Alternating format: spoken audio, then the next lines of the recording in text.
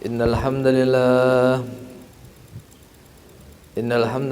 nahmaduhu wa nasta'inuhu wa nastaghfiruhu wa nu'minu bihi wa natawakkalu 'alaihi wa na'udzu bihi min shururi anfusina wa min sayyiati a'malina.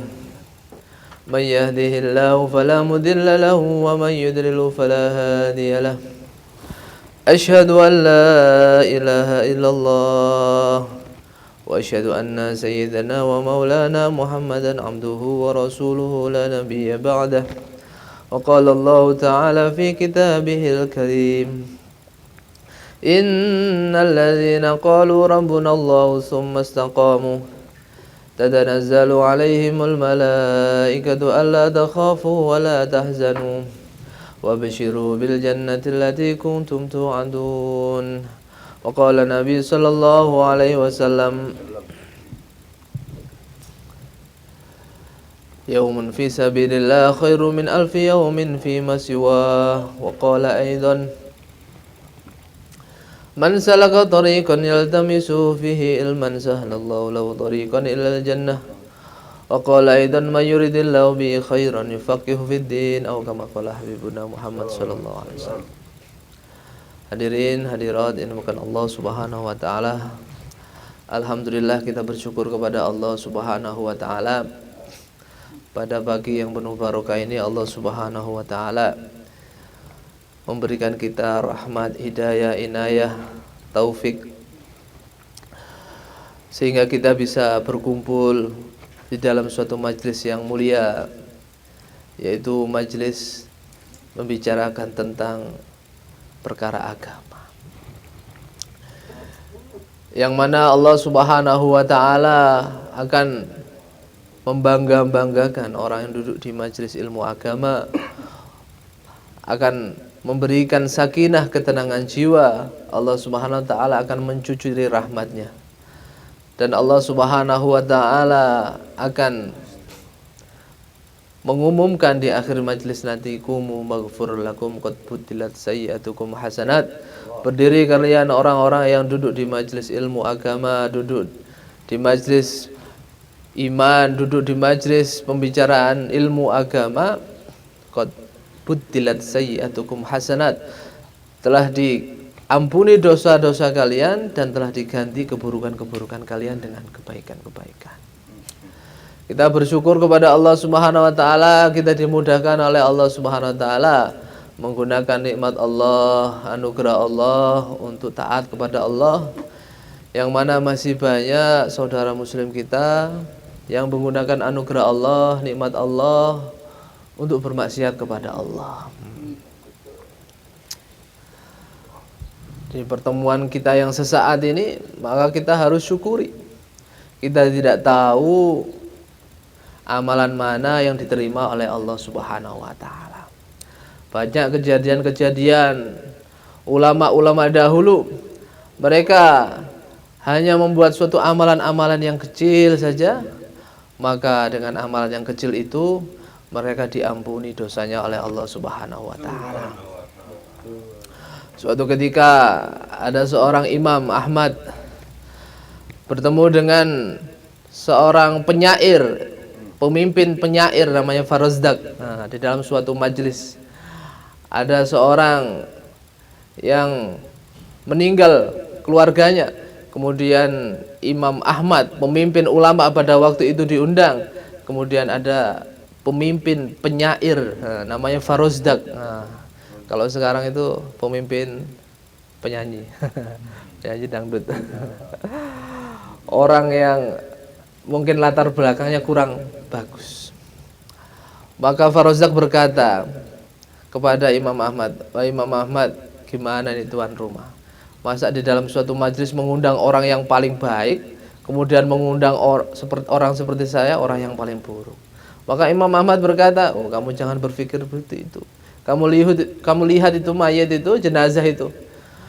Yang kamu pikirkan bagaimana keadaannya apabila keadaan kamu seperti dia. Amalan apa yang harus kamu selesaikan, harus kamu bawa." Maka Imam Farozdak berkata, "Aku tidak ada amalan yang aku banggakan wahai Imam Ahmad kecuali hanya sholat 5 waktu saja. Pada waktunya sholat 5 waktu berjamaah pada waktu itu saja yang saya harapkan pahalanya di sisi Allah Subhanahu wa taala. Maka dalam waktu yang lain, jarak beberapa waktu yang lain, ternyata Farozdaq ini telah meninggal dunia. Maka ada beberapa ulama ini bermimpi bertemu Farozdaq di dalam alam kubur. Maka bertanya ini ulama, Farozdaq, bagaimana keadaanmu sekarang? Apa yang Allah perbuat dengan dosa-dosamu itu? Tentang kehidupan kamu di dunia bagaimana? Maka Farozdaq berkata, Alhamdulillah, segala puji bagi Allah, wahai Syekh, sesungguhnya Allah Subhanahu wa taala telah mengampuni dosa-dosa saya. Asbab apa Allah mengampuni dosa-dosamu? Maka Farozdaq tadi berkata, wahai Syekh, sungguh Allah Subhanahu wa taala mengampuni dosa saya asbab pertemuan saya dengan Imam Ahmad itu. Dengan sekali pertemuan saja dengan seorang yang alim, orang yang wara, orang yang wali, orang yang dekat dengan Allah, mengingat alam kubur, mengingat kehidupan setelah kematian, langsung diampuni dosanya oleh Allah Subhanahu wa taala. Maka bagaimana kita ini setiap pertemuan ini jangan diremehkan. Wa tahsabunahu hayyina fa huwa indallahi azim. Mungkin mereka orang-orang yang tidak tahu menyangka pertemuan-pertemuan kecil seperti ini adalah perkara-perkara yang remeh, perkara-perkara yang ringan, tidak ada pahalanya mungkin. Fa huwa indallahi azim. Tapi pertemuan seperti ini menurut Allah Subhanahu wa taala adalah pahala yang besar. Pertemuan yang besar. Mungkin saja dengan sebab pertemuan pagi ini sambil ngantuk-ngantuk, sambil ngopi, makan gorengan, tapi karena membicarakan kebesaran Allah, maka Allah SWT ampuni dosa-dosa kita. Tidak ada namanya amalan itu kecil. Tidak ada amalan kecil kalau Allah Subhanahu wa taala menganggapnya besar. Begitu juga sebaliknya, tidak ada juga dosa kecil, itu tidak ada. Kalau kita anggap ini kecil ini, tapi kalau kita meremehkan dosa tersebut, maka ini besar menurut Allah Subhanahu wa taala. Imam Ghazali, beliau ketika meninggal ditanya sama teman-temannya, wahai Al-Ghazali, wahai Abu Hamid, bagaimana Allah Subhanahu wa taala memperlakukanmu? Bagaimana keadaanmu di akhirat? Alhamdulillah, saya diampuni dosa saya oleh Allah Subhanahu wa taala. Asbab apa dosamu diampuni oleh Allah? Maka Imam Ghazali berkata, dosaku diampuni bukan sebab karangan kitabku yang banyak sekali, itu kitab Ihya Ulumuddin itu 4 jilid yang dikatakan para ulama, andai saja tidak ada Al-Quran, tidak ada hadis, seluruh kitab hangus terbakar, hanya tersisa 1 kitab, yaitu kitab Ihya Ulumuddin, maka cukuplah manusia ini mendapatkan hidayah sehingga masuk surganya Allah Subhanahu wa taala asbab 1 kitab ini. Saking sempurnanya kitab Ihya Ulumuddin ini. Saya tidak masuk surga ini bukan masuk surga ini bukan karena karangan kitab, bukan karena ibadah, bukan karena dakwah, bukan karena yang lain. Saya ini diampuni dosanya oleh Allah Subhanahu wa taala asbab ketika saya mengarang kitab ada seekor lalat minum tinta. Nah, jadi tinta itu bau, Pak. Tinta itu bau. Jadi sehingga kalau bau itu lalat mendekat, minum tinta tersebut. Ketika lalat tersebut minum dari tinta tersebut, maka Imam Ghazali menghentikan mengarang kitabnya sehingga lalat tersebut puas di dalam meminum. Sampai dibiarkan sampai lalat tersebut pergi, tidak diusir lalatnya. Dengan asbab Imam Ghazali mempersilahkan lalat itu minum tinta tersebut, Allah Subhanahu wa taala telah ampuni dosanya. Apakah amalannya ini tidak dianggap berarti Ustaz? Bukan. Yang menyebabkan masuk surga itu adalah suatu amalan-amalan yang mungkin diremehkan, tapi adapun amalan-amalan yang lain meningkatkan derajat Imam Ghazali. Begitu juga Sayyidina Umar radhiyallahu an, beliau ini diampuni dosanya bukan karena beliau jadi khalifah, ibadahnya tahajudnya, karena beliau ini telah melepaskan 1 burung. burung kecil yang dipermainkan anak kecil, kemudian beliau beli, kemudian beliau lepaskan. Itulah amalan beliau yang diterima oleh Allah Subhanahu wa taala sehingga beliau ini dimasukkan surga oleh Allah Subhanahu wa taala. Nah, maka bagaimana kita ini jangan sampai meremehkan amalan-amalan kecil. Amalan-amalan kecil apabila Allah terima maka ini menjadi pahala besar. Ini apalagi kurut 15 hari. Wah, kecil atau besar ini? Tidak ada kecil menurut Allah. Apabila Allah menerimanya maka ini besar menurut Allah. Maka bagaimana kita ini betul-betul sungguh-sungguh di dalam mengamalkan agama. Hadirin dimakan Allah Subhanahu wa taala. Jadi perkara yang paling penting ini adalah iman. Jadi sekali lagi kita harus ulang-ulang ini sehingga masuk di dalam hati kita ini perkara yang paling penting ini adalah iman. Karena apa? Karena manusia ini menganggap perkara yang paling penting adalah dunia. Manusia ini menganggap yang perkara yang paling penting adalah tanah, rumah, pekerjaan, kehormatan, ekonomi, transportasi, teknologi. Ini perkara yang paling besar menurut mereka. Padahal perkara yang paling besar menurut Allah Subhanahu wa taala dan Rasulnya ini adalah iman. Karena apabila iman seseorang ini baik, maka seluruh amalan seseorang ini akan baik. Apabila iman seseorang ini buruk, maka seluruh amalan seseorang ini akan jadi buruk. Ini penting ini.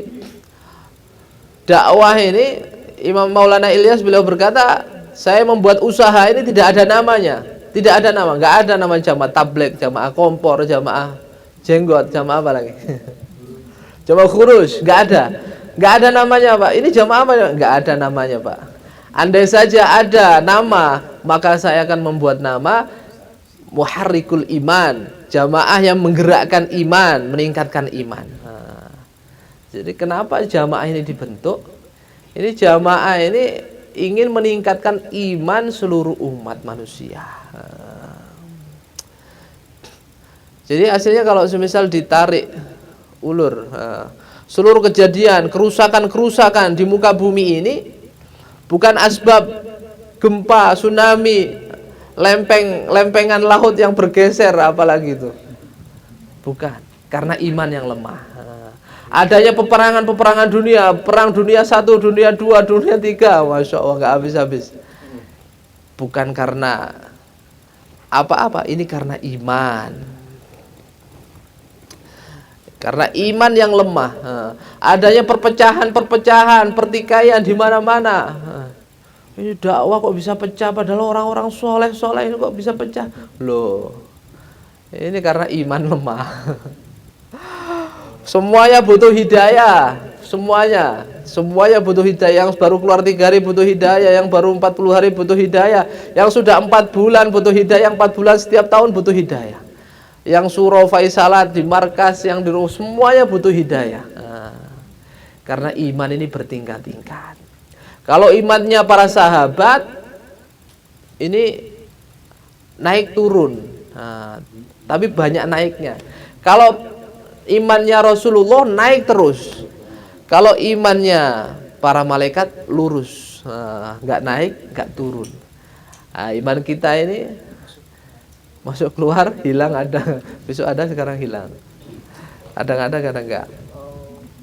Maka bagaimana kita ini yang kita perhatikan bagaimana iman, bagaimana ridhonya Allah, bagaimana sunnahnya Rasulullah setiap hari. Yang kita pikirkan bagaimana ridhonya Allah, bagaimana sunnahnya Rasulullah, bagaimana perintahnya Allah, bagaimana larangannya Allah. Karena kalau orang itu imannya sudah sempurna, maka tidak ada kesusahan, kepayahan, tidak ada masalah lagi bagi dia.